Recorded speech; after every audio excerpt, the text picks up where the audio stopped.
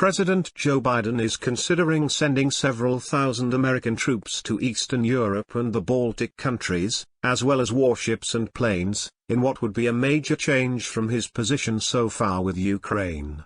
The New York Times, citing the anonymity of Washington administration officials. Joe Biden had a meeting with senior Pentagon officials at the Camp David residence on Saturday, who presented him with several options for moving U.S. troops much closer to Russia. Options include sending 1,000 to 5,000 troops to Eastern European countries, with the possibility of increasing that number tenfold if things deteriorate. The decision of the American president could take place this week, say New York Times sources.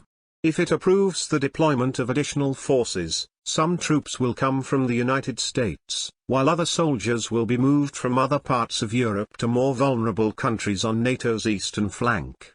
In addition to troops, President Biden could also approve the deployment of additional planes to the region. We need joint exercises in Poland, in the Baltic states, in Romania, in Bulgaria, to show Putin that we are serious, Michael McCall, a Republican representative to the Congressional Foreign Affairs Committee, said on Sunday.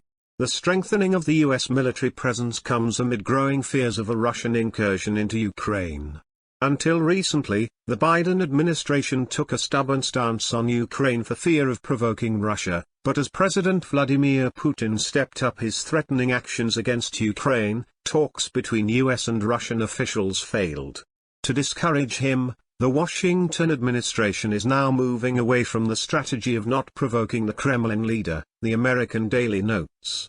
The Russian side has been warned that an incursion into Ukraine would lead to a consolidation of NATO's eastern flank, which is exactly what Vladimir Putin says he does not want.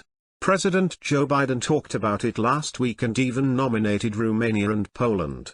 Following Friday's talks between Antony Blinken and Russian Foreign Minister Sergei Lavrov, the U.S. administration is considering a firmer stance, including not only diplomatic options such as sanctions but also military options such as increased military support for Ukrainian forces. And the deployment of American troops in the region, writes the New York Times. A senior Pentagon official for Europe and NATO policy, Jim Townsend, said the administration's proposal did not go far enough. It's probably too late to discourage Putin. If the Russians invade Ukraine in a few weeks, the 5,000 should be just a vanguard for a much larger presence of American and allied forces. Western Europe should become an armed stronghold again, Townsend told the New York Times. To date, none of the military options considered include deploying additional U.S. troops in Ukraine itself. Joe Biden has made it clear that he is reluctant to involve the United States in another go.